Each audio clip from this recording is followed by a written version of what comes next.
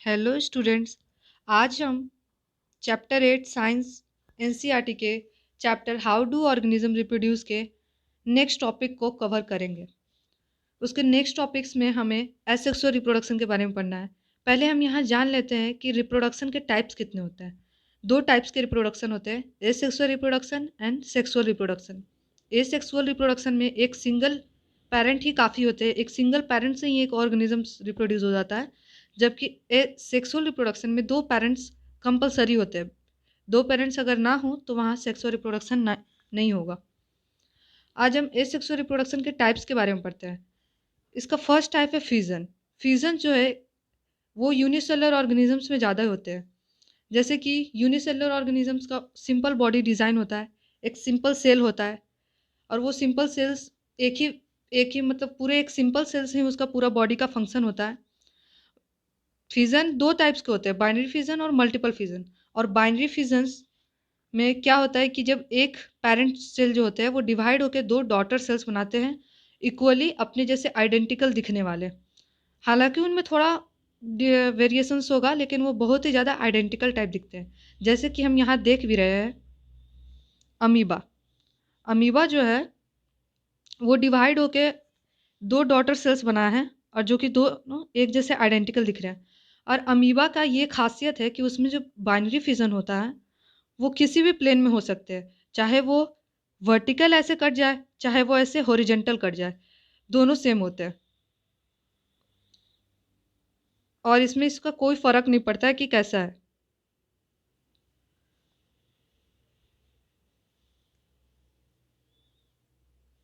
जबकि अगर हम लिस्मानिया का देखें, लिस्मानिया एक ऐसा पैरासाइट है जो हमें काला अजहर का बीमारी इसी के कारण होता है, इसी के कारण स्प्रेड होता है।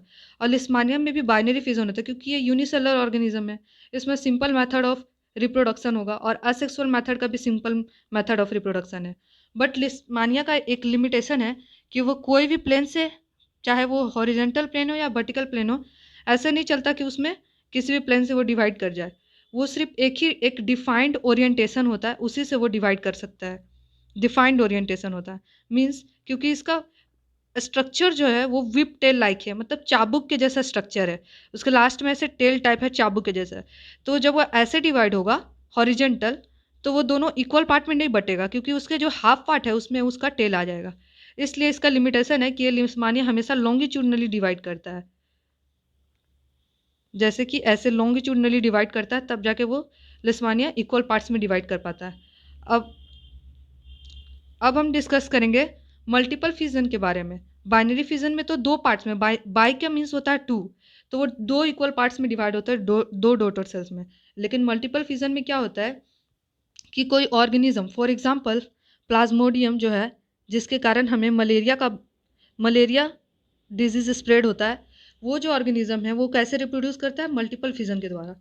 मीन्स वो एक ही बार में उसका सेल जो है एक ही बार में साइमल्टेनियसली बहुत सारे छोटे छोटे सेल्स में डिवाइड हो जाता है और वो एक सिस्ट टाइप का स्ट्रक्चर फॉर्म कर लेता है बाहर। और अंदर उसका एक सेल जो है, एक सेल अचानक से बर्स्ट हो जाता है, फटता है, जिसके कारण बहुत सारे छोटे छोटे सेल्स एक ही साथ उसके आ जाते हैं। इसलिए इसको मल्टीपल फिजन बोला जाता है क्योंकि वो एक सेल से बहुत सारा सेल्स एक ही समय पे बना रहा है। अब आते हैं हम, यहाँ एक और एग्जाम्पल है ईस्ट का। ईस्ट क्या है? फंगी है। और ईस्ट जो होता है वो सिंगल सेलुलर फंगी है। इस ईस्ट कैसे डिवाइड करता है? ईस्ट भी एसेक्सुअल रिप्रोडक्शन करता है, लेकिन इसमें क्या होता है कि बर्ड फॉर्म होता है। जैसे कि मान लेते ये ईस्ट है, इसमें छोटे छोटे ऐसे बर्ड्स फॉर्म होते हैं, तो छोटे न्यूक्लियस। फिर ये बर्ड्स जो होते हैं टूट के अलग हो जाते हैं, फिर ये मैच्योर होकर फिर से एक न्यू न्यू ईस्ट बना लेते हैं, अपना न्यू सेल। इस तरीके से ये रिप्रोड्यूस करते हैं। अब नेक्स्ट एसेक्सुअल रिप्रोडक्शन का मेथड है फ्रेगमेंटेशन। फ्रेगमेंटेशन में हमारा क्या होता है? नहीं, फ्रेगमेंटेशन से पहले हमें एक्टिविटी डिस्कस करना है। एक्टिविटी 8.3 क्या बोलता है कि हमें एक परमानेंट स्लाइड देखना है अमीबा को और उसको माइक्रोस्कोप में ऑब्जर्व करना है, देखना है क्या हो रहा है उसमें। और वैसे ही हमें एक और परमानेंट स्लाइड लेना है उस अमीबा का जो बाइनरी फिजन दिखा रहा है, और फिर उसको कंपेयर करना है कि दोनों साइड में हो क्या रहा है। मतलब एक में हम स्लाइड में देखेंगे तो एक में अमीबा जो है डिवाइड होके दो अपने जैसा आइडेंटिकल दो डॉटर सेल्स बना लेगा, जिसमें वो डिवाइड करने वाला जो स्लाइड लिए हैं। और अब आ जाते हैं हम फ्रेगमेंटेशन पे। फ्रेगमेंटेशन जो है एसेक्सुअल रिप्रोडक्शन का पार्ट है। इसमें क्या होता है कि कोई ऑर्गेनिज्म है, और ये किस ऑर्गेनिज्म पे होते हैं, ये मल्टीपल मल्टीपल ऑर्गेनिज्म मतलब मल्टी लेवल ऑर्गेनिजम्स में भी होते हैं, लेकिन उसमें सिंपल बॉडी ऑर्गेनाइजेशन होता है। मतलब उसमें टिश्यूज बहुत सारे होते हैं, मल्टी सेलुलर होते हैं, लेकिन उसका जो टिश्यूज होता है वो ऑर्गन्स में, ऑर्गन सिस्टम्स में ऐसे ऑर्गेनाइज नहीं होता है। उसका टिश्यूज जो होते हैं, सेल्स सब सिमिलर होता है और सब सिमिलर फंक्शन ही करते हैं एक जैसे। इसलिए उसमें ये सिंपल सा मेथड ऑफ रिप्रोडक्शन जो है फ्रैगमेंटेशन वो हो पाता है। नहीं तो हम लोगों जैसे इंसान, जैसे ह्यूमन बींग्स हो गए और भी बड़े बड़े एनिमल्स हो गए, उनमें उनमें भी मल्टी सेलुलर ऑर्गेनिज्म है वो भी, लेकिन उनका बॉडी डिज़ाइन जो है कम्प्लेक्स है, और उनमें हर एक सेल सेम फंक्शन नहीं करता। हर एक सेल डिवाइडेड है अलग अलग ऑर्गन्स में जो अलग अलग काम करते हैं, फिर अलग अलग ऑर्गन ऑर्गन सिस्टम में डिजाइंड है, जिसके कारण उनका बॉडी डिज़ाइन बहुत ही कम्प्लेक्स होता है, और वो सिंपल एक सेल से, किसी भी सेल से रिप्रोड्यूस नहीं कर सकते हैं। इसलिए उनमें रिप्रोडक्शन के लिए भी कोई एक स्पेशलाइज्ड टिश्यू होता है, एक स्पेशलाइज्ड सेल होता है, जिससे वो रिप्रोडक्शन कर पाता है। और फ्रेगमेंटेशन का एग्जाम्पल देखें तो यहाँ हम देखेंगे स्पायरोगिरा। स्पायरोगिरा एक तरीके का प्लांट में आने वाला प्लांट का ही एक ग्रुप है, जिसमें क्या होता है कि स्पायरोगिरा इस तरीके का दिखने वाला ऑर्गेनिज्म होता है, सिल्क के जैसा, थ्रेड के जैसा दिखता, और उसमें बहुत सारे छोटे छोटे ऐसे सेल्स होते हैं, और हर एक सेल सेम फंक्शन करते हैं। न्यूक्लियस हो गई ये न्यूक्लियस, और फिर ये होता है। जैसे ही ये टूट के यहाँ गिरा या फिर किसी मोस्ट प्लेस पे गिरा, तो ये फिर से अपना ऑर्गन फिर से डेवलप करने लगते हैं, अलग अलग अपना अपना अलग अलग थ्रेड्स बना लेते हैं। देखिए जैसे ये, और ऐसे ही ये रिप्रोड्यूस करते हैं अपना ऑर्गेनिजम्स, अपने न्यू ऑर्गेनिजम्स को जनरेट करते हैं। इसी का एक्टिविटी भी पढ़ना ज़रूरी है। एक्टिविटी में क्या बोलते हैं कि किसी हमें तालाब के किनारे से कोई प्लांट लेना है जो डार्क ग्रीन कलर का दिख रहा है और जिसका फिलामेंटस जैसा स्ट्रक्चर होता है जो हम लोग कॉमनली देखते हैं पॉन्ड की तरफ। उसको लेना है, उसको स्लाइड में रखना है, उस पर ग्लिसरीन डालना है ताकि वो सेल सूखे ना, कवर स्लिप से कवर करना है, फिर उसको ऑब्जर्व करना माइक्रोस्कोप में, और उसमें आइडेंटिफाई करना है कि क्या उसमें डिफरेंट टिश्यूज हैं स्पायरोगिरा फिलामेंट्स में। तो हम लोग देखेंगे कि स्पायरोगिरा को जब हम लोग ऑब्जर्व करेंगे स्लाइड पे, तो उसमें देखेंगे कि जो स्पायरोगिरा है बहुत सारे डिफरेंट टिश्यूज में डिवाइडेड है, मतलब उसमें एक सेल नहीं है, वो यूनिसेलुलर नहीं है, मल्टी सेलुलर है। वो हम लोग इसमें देखेंगे। अब आते हैं हमारा नेक्स्ट टॉपिक, रीजेनरेशन। रीजेनरेशन का मीन्स होता है अपने बॉडी से किसी भी पार्ट को फिर से जनरेट करना, उसको डैमेज होने के बाद भी। तो रीजनरेशन जो होता है वो मैनी फुल्ली डिफ्रेंशिएटेड ऑर्गेनिजम्स में होते हैं, मतलब जिसमें ऑर्गन भी हो, ऑर्गन लेवल ऑफ ऑर्गेनाइजेशन भी हो, उसमें भी रीजनरेशन होता है। इनमें क्या होता है कि कैपेबिलिटी होता है, स्पेशलाइज्ड सेल्स होते हैं इसमें, और उस सेल्स को क्या बोलते हैं, प्रोलिफरेटिंग सेल्स। प्रोलिफरेटिंग सेल्स जो जल्दी जल्दी डिवाइड करते हैं और अलग अलग स्ट्रक्चर फॉर्म करते जाते हैं, जिसमें एबिलिटी होता है to give rise to new individual organisms from their body parts. Regeneration जो होता है मेनली हम हाइड्रा में देखते हैं। एग्जाम्पल्स याद करना बहुत ही ज़रूरी है एग्जाम्स के लिए। हाइड्रा में देखते हैं, प्लेनेरिया में देखते हैं। रीजनरेशन इसमें क्या होता है कि जो भी इसका लोस्ट बॉडी पार्ट्स है, या फिर ये अगर फ्रेगमेंट्स में कट कर दिए, पीसेस में अगर कट कर दिए जाएं, तो इनका हर एक पीसेस जो होता है एक न्यू ऑर्गेनिजम्स में डेवलप हो जाता है। अभी हम एग्जाम्पल्स के थ्रू भी समझेंगे। अभी प्लेनेरिया का एनसीईआरटी बुक में दिया हुआ, उससे हम रीजनरेशन बोलते हैं। जब कोई ऑर्गेनिज्म अपने कोई लोस्ट बॉडी पार्ट्स जितने भी हैं उससे फुल्ली फिर से जनरेट हो जाए due to a presence of specialise cells, जिसे हम लोग प्रोलिफरेटिंग सेल्स बोलते हैं, जो जल्दी जल्दी डिवाइड करते हैं, उसके कारण उसे रीजनरेशन हम बोलते हैं। और रीजनरेशन का एग्जाम्पल था प्लानेरिया और हाइड्रा। और यहाँ हम देखते हैं एग्जाम्पल्स रीजनरेशन में प्लानेरिया का। जैसे कि हम यहाँ देख रहे हैं, प्लानेरिया है एक, ये 3 पार्ट्स में कटा और इसका तीनों पार्ट से एक न्यू ऑर्गेनिजम्स डेवलप हो गया। मीन्स एक पार्ट से हम 3 ऑर्गेनिजम्स को डेवलप कर रहे हैं। जब उसके एक बॉडी पार्ट को जब 3 टुकड़ा में तोड़ा काटा गया, तब वो तीनों से एक न्यू न्यू ऑर्गेनिजम्स डेवलप कर दिया। इसे ही रीजनरेशन बोलते हैं। और रीजनरेशन जो होता है हम लोग ह्यूमन बींग्स और जो हाईली डेवलप्ड ऑर्गेनिजम्स है जिसमें कम्प्लेक्स बॉडी डिज़ाइन में, उसमें नहीं हो सकता, क्योंकि उसका हर एक बॉडी पार्ट कट नहीं सकता, क्योंकि हर एक ऑर्गेनिजम्स वो बियर नहीं करते हैं, वो नहीं चाहते कि उनका बॉडी पार्ट कटे और फिर वो जाके डिवाइड करे। इसलिए रीजनरेशन जो है, since most organism would not normally depend on being cut up to be able to reproduce, इसलिए रीजनरेशन हर एक ऑर्गेनिजम्स में नहीं होता। अब हमारा नेक्स्ट टॉपिक है बर्डिंग। बर्डिंग भी असेक्सुअल रिप्रोडक्शन है। असेक्सुअल रिप्रोडक्शन का एक टाइप है। इसमें क्या होता है कि ऑर्गेनिजम्स जो होते हैं अपने बॉडी में एक स्पेशल टाइप्स ऑफ सेल्स होते हैं, इनमें रीजेनरेटिव सेल्स जिसे बोलते हैं, रीजेनरेटिव सेल्स। उस सेल्स के कारण क्या होते हैं कि वो एक ही जगह पे, एक ही पोजीशन पे, जैसे कि हम यहाँ एग्जांपल्स ले रहे हैं हाइड्रा का, तो हाइड्रा में क्या होता है कि यहाँ रीजेनरेटिव सेल्स प्रेजेंट है, जिसके कारण एक ही प्लेस पे वो कंटिन्यूअस डिवीजन करते रहते हैं, कंटिन्यूअस डिवीजन करते रहते हैं, और एक मास मास टाइप का स्ट्रक्चर, बल्क मास टाइप का स्ट्रक्चर फॉर्म करते हैं, जिसे बर्ड बोलते हैं, जो धीरे धीरे मैच्योर करता है। मैच्योर करने के बाद डिटैच होके एक न्यू ऑर्गेनिज्म बना लेता है, तो इस प्रोसेस को हम बर्डिंग बोलते हैं। इसका एग्जांपल है हाइड्रा। अब आ जाते हैं हम नेक्स्ट टॉपिक पे। नेक्स्ट टॉपिक है वेजिटेटिव प्रोपगेशन। वेजिटेटिव प्रोपगेशन भी कुछ नहीं है, सेम है, एसेक्सुअल रिप्रोडक्शन है। बस ये एसेक्सुअल रिप्रोडक्शन, जब हम प्लांट्स में एसेक्सुअल रिप्रोडक्शन होता है, जब वो अपने वेजिटेटिव पार्ट से ग्रो करता है, तो उसे हम क्या बोलते हैं, वेजिटेटिव प्रोपगेशन। जब वो प्लांट पार्ट अपने रिप्रोडक्टिव प्लांट्स होते हैं अपने रिप्रोडक्टिव पार्ट को छोड़ के, जैसे कि फ्लावर को छोड़ के, और अपने वेजिटेटिव पार्ट से जब रिप्रोड्यूस करते हैं, जैसे कि स्टीम, रूट, लीव्स से जनरेट करते हैं अपने न्यू ऑर्गेनिजम्स को, तो उसे हम वेजिटेटिव प्रोपगेशन बोलते हैं। वेजिटेटिव प्रोपगेशन का बहुत सारा फायदा है। फर्स्ट, इसका क्या बेनिफिट्स होता है वेजिटेटिव रिप्रोडक्शन का। ये जो वेजिटेटिव रिप्रोडक्शन का प्रॉपर्टी है, इसके कारण ये बहुत सारे मेथड्स में यूज होता है, जैसे कि लेयरिंग होता है, ग्राफ्टिंग होता है, टू ग्रो मेनी प्लांट्स, जैसे कि शुगर केन, रोजेस, ग्रैप्स, और एग्रीकल्चरल पर्पस के लिए यूज होता है। क्योंकि क्या होता है, वेजिटेटिव प्रोपगेशन जब हम कर रहे हैं, जैसे रोजेस का, तो रोजेस का हम उसका सिर्फ स्टीम को काट के अगर उसको जर्मिनेट करवाएं सॉइल में, तो वो जर्मिनेट हो जाएगा और उससे न्यू प्लांट्स प्रोड्यूस हो जाएगा, वही बिना किसी सीड्स के यूज़ के। तो वो वेजिटेटिव रिप्रोडक्शन है, और इसका बहुत सारा बेनिफिट्स है। लेयरिंग वगैरह होता है, ग्राफ्टिंग होते हैं। लेयरिंग में हम किसी एक प्लांट से ही रूट्स उसमें से रूट्स वाले उस लेयरिंग का प्रोसेस करके उससे न्यू एक प्लांट बना देंगे, और ग्राफ्टिंग से भी। और इससे क्या होता है कि न्यू न्यू टाइप्स के, एक ही प्लांट्स के डिफरेंट डिफरेंट वेराइटीज़ को एक साथ कंबाइन करके भी जर्मिनेट करवाया जाता है इन ग्राफ्टिंग। और इसके बेनिफिट्स, फर्स्ट हो गया कि लेयरिंग एंड ग्राफ्टिंग वगैरह में यूज़ होते हैं। और फिर सेकेंड है कि जो प्लांट्स वेजिटेटिव रिप्रोडक्शन के कारण रेस्ट किए जाते हैं, उनका फ्लावर और फ्रूट्स जो होता है उनमें जल्दी लगता है, एज़ कम्पेयर टू प्लांट जिसे हमने सीड्स के जरिए कल्टिवेट करने का सोच रहे थे।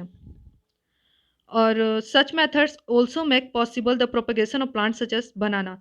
और वेजिटेटिव प्रोपगेशन के कारण ये भी होता है कि जो प्लांट्स जिसमें सीड नहीं होता, वो भी प्रोपगेट कर पाते हैं, वो भी अपने ऑर्गेनिजम्स, अपने न्यू प्लांट्स बना पाते हैं। जैसे कि उसके एग्जांपल्स हैं, जो प्लांट्स के पास सीड नहीं होता और वो अपने को रिप्रोड्यूस कर पाते हैं फिर से। उनका एग्जांपल है बनाना, ऑरेंज, रोज़, जैस्मिन।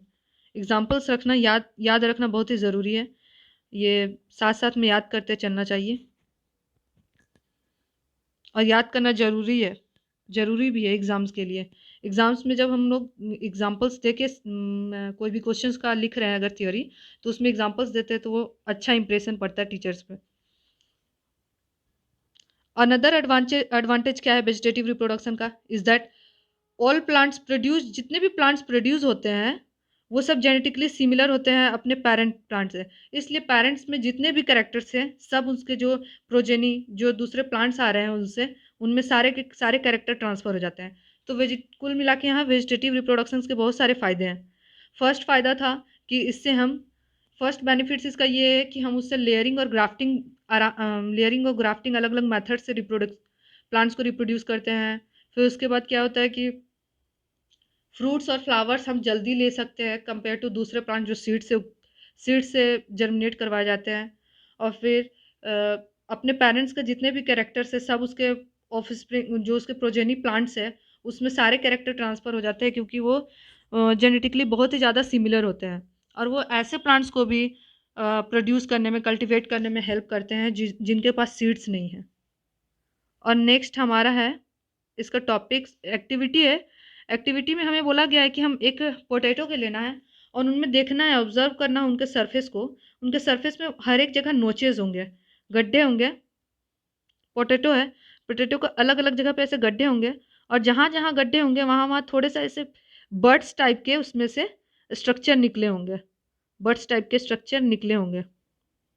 अब क्या करना है, हमें इन पोटैटोज को पीसेस में काट देना है और उनको अलग अलग पीसेस में काटना है और वो पीस और सारे पीसेस को क्या करना है कि एक कॉटन का ट्रे बनाना है और कॉटन को भीगा रखना है, पानी से उसे मॉइस्ट रखना है और उस पर पोटैटो पीसेस को रखना है।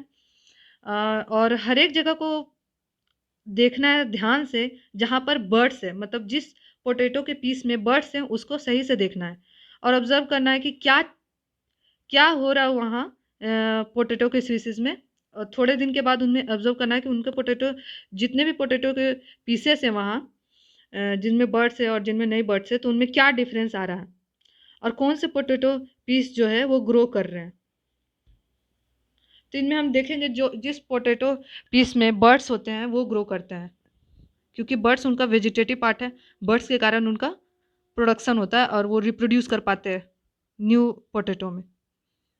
उसी तरीके से हम लोग देखेंगे यहाँ ब्रायोफाइलम जो है एक लीफ का पार्ट है, उसमें रिप्रोडक्शन कैसे होता है, थ्रू बर्ड्स।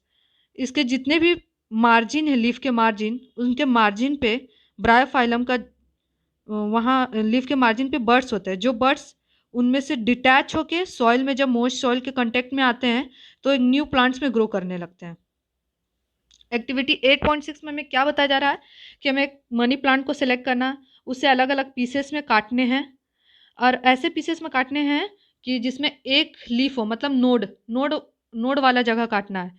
फिर उसके बाद कुछ ऐसे पीसेस काटने हैं जिनमें नोड नहीं है और फिर बोरा dip one end of all pieces in water and observe the next few days. और सारे पीसेस उन्हें वाटर में डाल देना है और कुछ दिन के बाद उसको ऑब्जर्व करना है कि देखना है कि उनमें हुआ क्या है। Which one grows and give rise to fresh leaves, what can you conclude from your observation.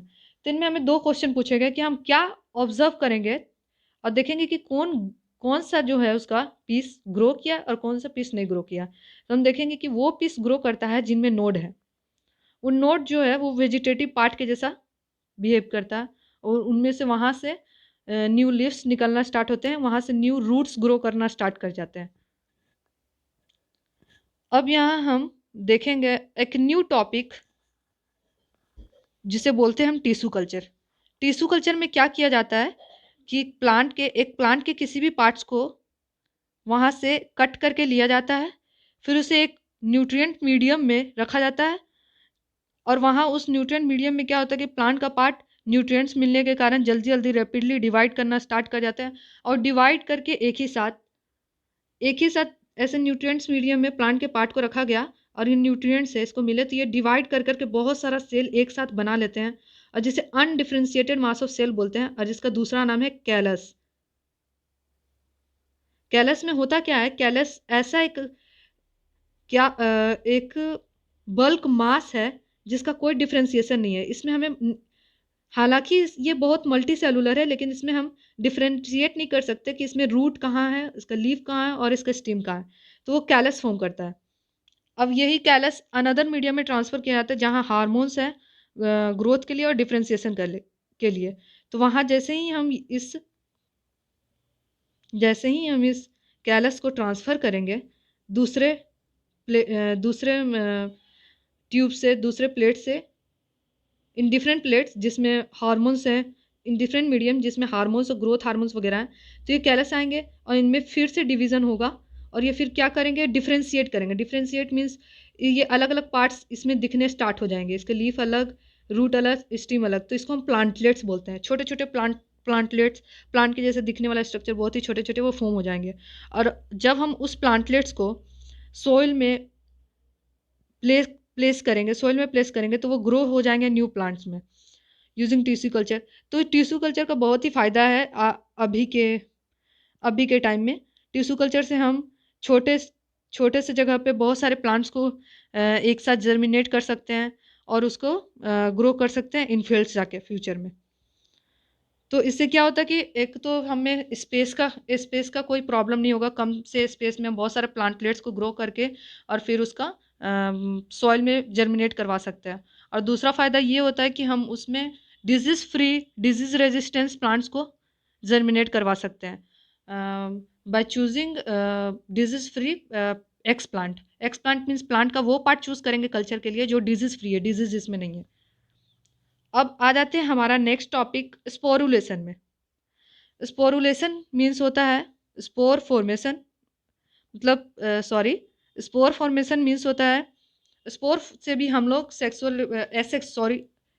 Reproduction करते हैं। एसेक्सुअल रिप्रोडक्शन में क्या होता है, स्पोर स्पोर फॉर्मेशन के द्वारा जो एसेक्सुअल रिप्रोडक्शन होता है उसमें क्या होता है, जैसे कि यहाँ एग्जांपल दिया गया है राइजोपस का। राइजोपस क्या है, एक फंजाई है, फंजाई बोलो या फिर फंगी बोलो, वो है। इसमें क्या होता है कि जब हम कोई भी सड़ा हुआ चीज़ या फिर कोई भी सड़ा हुआ फूड है कोई, उस पे ये फंगस ग्रो करता है। तो अगर हम कोई ब्रेड वगैरह रख दिए तो उसमें उसमें थोड़े दिन के बाद जब हम उसको माइक्रोस्कोप के अंदर ऑब्जर्व करेंगे तो उसमें देखेंगे कि थ्रेड लाइक स्ट्रक्चर होगा कुछ। ब्रेड है ये ब्रेड, इसमें थ्रेड लाइक स्ट्रक्चर ऐसे होंगे और इसमें ऐसे बोब लाइक स्ट्रक्चर होंगे ऊपर। तो जो थ्रेड लाइक स्ट्रक्चर देखते हैं इसको हम क्या बोलते हैं, हाइफे। जो फंगस लोगों में फंगी में होता है हाइफे इसको बोलते हैं। और ये जो बॉब लाइक स्ट्रक्चर है इसको स्पोरेंजिया बोलते हैं। स्पोरेंजिया क्या है, एक ऐसा ऑर्गन जो स्पोर बियर करता है, स्पोरेंजिया। तो ये जो थ्रेड लाइक स्ट्रक्चर है ये रिप्रोडक्शन में हेल्प नहीं करता, मतलब सिंपल मल्टीसेलुलर ऑर्गेनिजम्स जो हैं जैसे कि राइजोपस वगैरह, इसमें इसमें भी कोई एक डिफाइंड ऑर्गन होता है सेक्सुअल रिप्रोडक्शन का। जैसे कि हम इसको नहीं बोल रहे हैं ये जो हाइफे है ये सेक्सुअल रिप्रोडक्शन में हेल्प नहीं करता, ये ब्लॉब लाइक स्ट्रक्चर है ये करता है। ये जो ब्लॉब लाइक स्ट्रक्चर है स्पोरेंजिया, ये है स्पोरेंजिया, इसके अंदर बहुत सारे छोटे छोटे स्पोर्स होते हैं। और जब ये स्पोरेंजिया फटता है तो इसमें से स्पोर्स निकलते हैं। और ये स्पोर्स जो हैं बहुत ही हार्ड लेयर ऑफ वॉल से कवर रहते हैं जो इसे प्रोटेक्ट करता है तब तक जब तक ये स्पोर्स जो है, यहाँ लिखा हुआ the spores are covered by thick walls that protect them until they come into contact with another moist surface and can begin to grow. जब तक ये किसी मॉइस्ट सरफेस के कांटेक्ट में नहीं आता और ये जर्मिनेट करना स्टार्ट नहीं कर देता, तब तक ये जो स्पोर है, ये स्पोर के चारों तरफ जो थिक वॉल है ये स्पोर को प्रोटेक्ट करते रहता है ताकि ये स्पोर विएबल रहे। विएबल मीन्स ये स्पोर जो है मॉइस्ट सरफेस पे जाके और जर्मिनेट कर पाए, इसलिए। Thank you. Next I will cover